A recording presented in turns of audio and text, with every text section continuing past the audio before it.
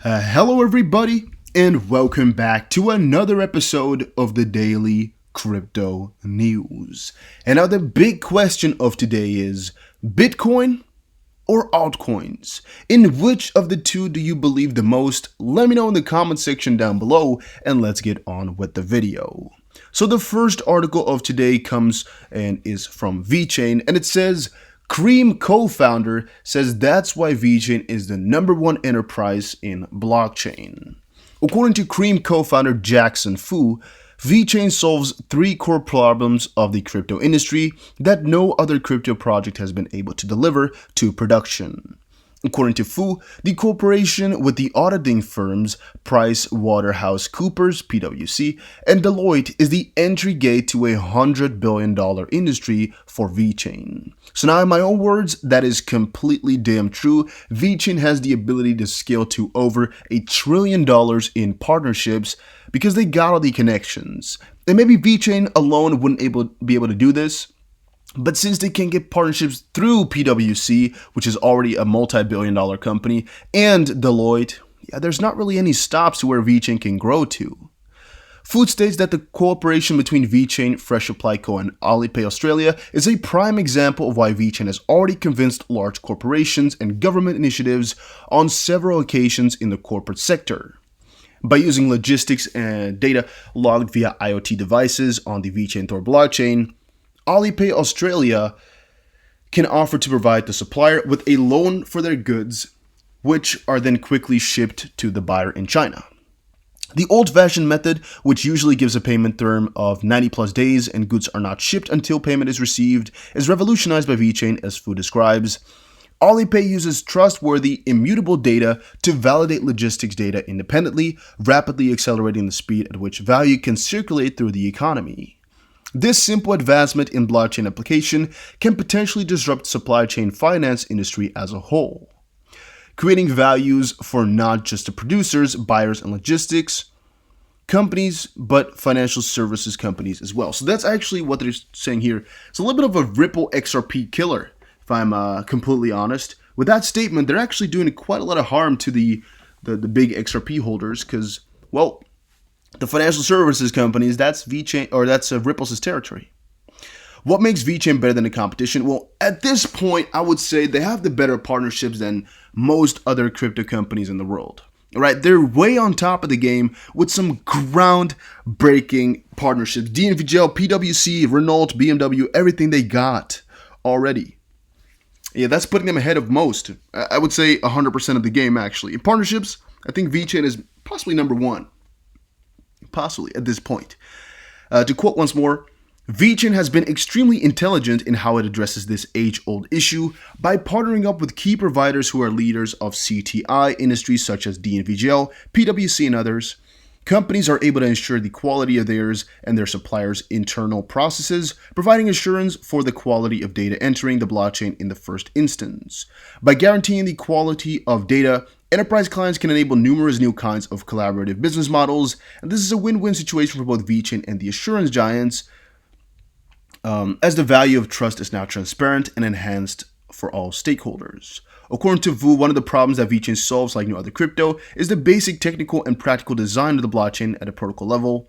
This starts with, again, the proof of authority that they have.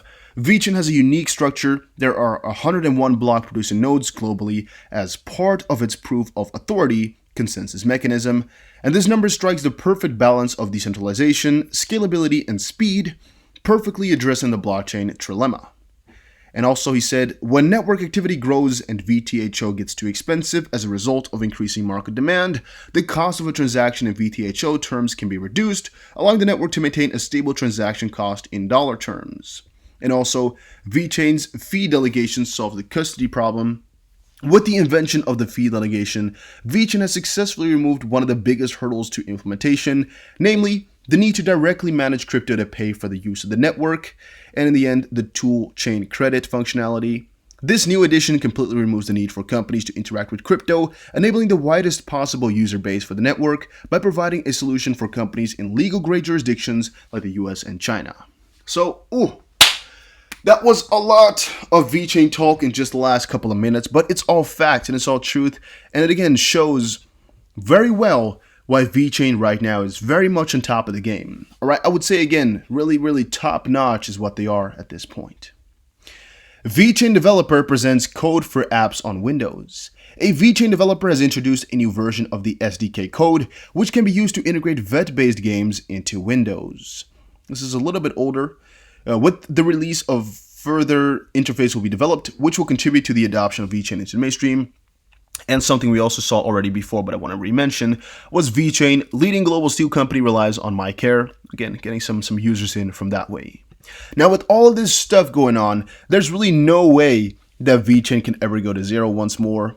They've already advanced themselves to a newer, higher level. And the only question is, all right, what will the VeChain price do in like the next couple of, days or so? But for longer term, the only way is up. At least that's what it's looking like for right now.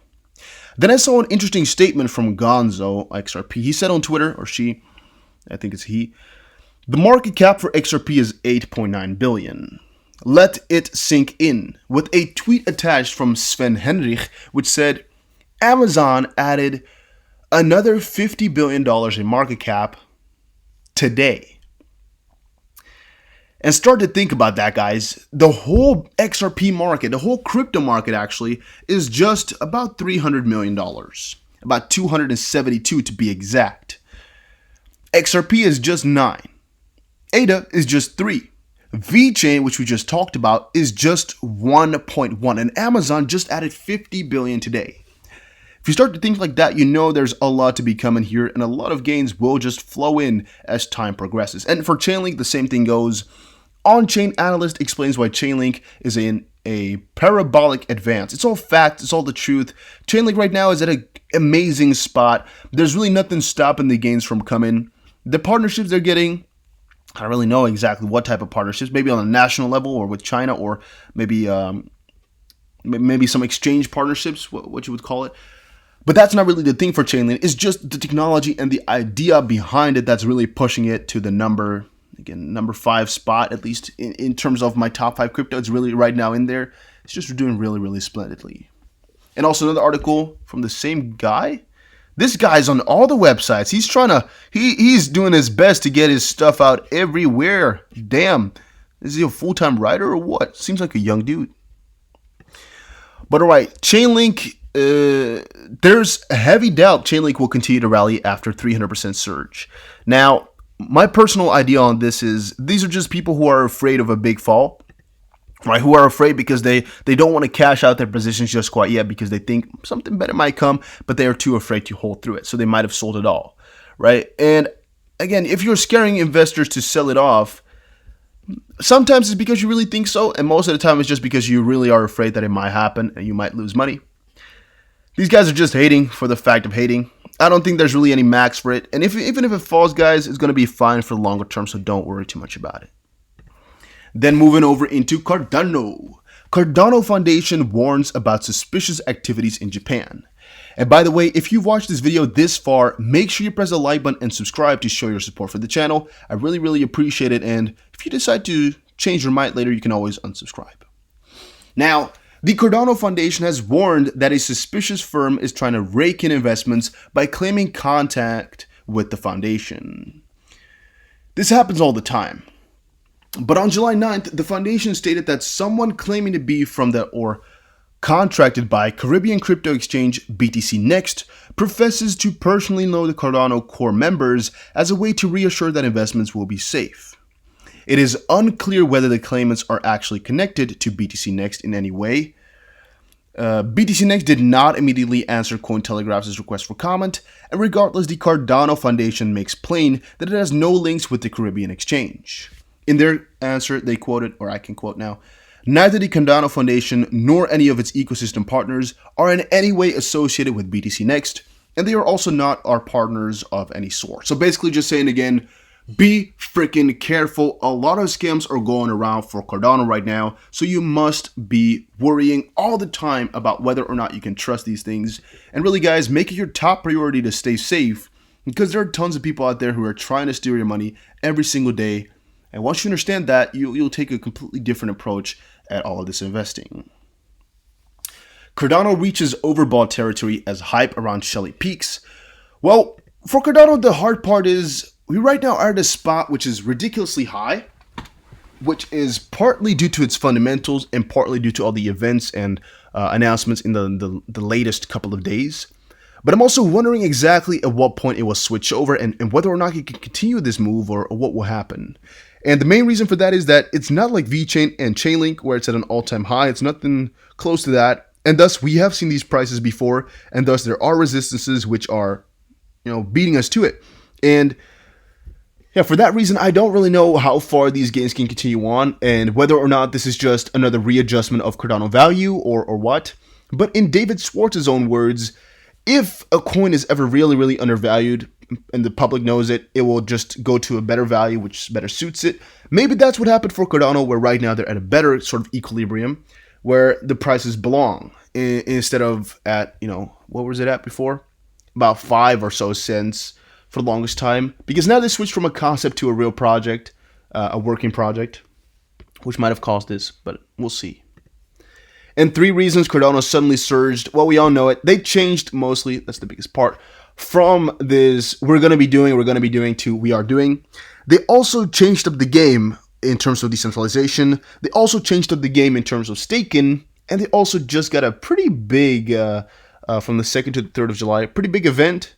Pretty huge. A lot of people attended that, and they were really, really doing it well. They arranged everything well in the online sector. And yeah, I think people are also hyped about that. But alright guys, hopefully you all enjoyed this video. If you did, make sure you press the like button and subscribe, and I'll see you guys again in another crypto video. Take care and have a very, very nice day. Don't forget to subscribe if you enjoy the content.